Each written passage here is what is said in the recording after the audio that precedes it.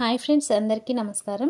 కార్తీక పౌర్ణమి రోజు శివునికి వెలిగించాల్సిన 365 వత్తుల దీపాన్ని ఎలా వెలిగించాలి, అలాగే దీపం వెలిగించడానికి శుభముహూర్తాలు ఏవి, దీపం వెలిగించేసారి ఏ మంత్రం చెప్పుకోవాలి, దీపం వెలిగించిన తర్వాత ఏ నియమాలు పాటించాలి, దీపం శాంతి అయిన తర్వాత ఆ బూడిదను ఏం చేయాలి అనే అన్ని విషయాలను ఈరోజు వీడియోలో తెలుసుకుందాం.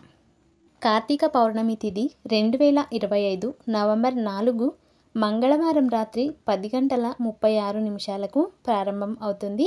నవంబర్ 5 బుధవారం సాయంత్రం 6:48 ముగుస్తుంది.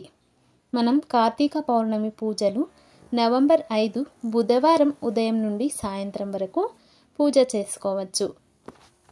365 ఒత్తుల దీపం వెలిగించడానికి ఉదయం బ్రాహ్మీ ముహూర్తంలో 4:58 నుండి 5:51 వరకు వెలిగించవచ్చు. సాయంత్రం 5:45 నుండి 6:45 వరకు వెలిగించవచ్చు.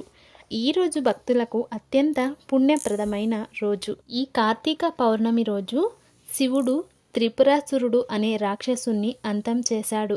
అందుకే ఈరోజు చేసిన పూజలు కోటి పుణ్యఫలాలు ఇస్తాయి. ముఖ్యంగా ఈరోజు శివుని దేవాలయాలకు వెళ్ళి 365 ఒత్తులు, అలాగే 1000 ఒత్తులు, మీకు ఎంత అనుకూలం అనిపిస్తే అన్ని ఒత్తులు వేసి దీపం వెలిగించాలి. అలాగే ఈరోజు దీపదానం చేయడం ఈ 2 పనులలో తప్పకుండా చేయాలి. అలాగే ఈరోజు బ్రాహ్మీ ముహూర్తంలో లేవాలి. స్నానానంతరం దీపం వెలిగించాలి. శివలింగం లేదా తులసి శాలిగ్రామం ముందు దీపం వెలిగించండి. శివ పూజ, తులసి శాలిగ్రామ పూజ చేయాలి. పౌర్ణమి చంద్రుణ్ణి దర్శించడం ఈరోజు అత్యంత పవిత్రం.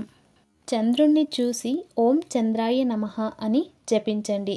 రాత్రి జాగరణ చేసేవారు శివలలిత సహస్రనామం లేదా శివాష్టకం చదవండి.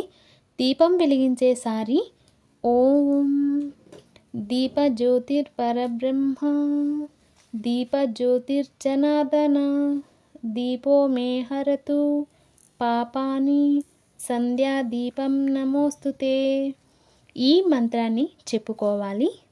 ఈ దీపాన్ని 365 ఒత్తులతో నెయ్యితో అయినా వెలిగించవచ్చు. లేదు అంటే నార్మల్గా నువ్వుల నూనెతో వెలిగించుకోవచ్చు. ఈ దీపం ఒకసారి వెలిగించిన తర్వాత కదపరాదు.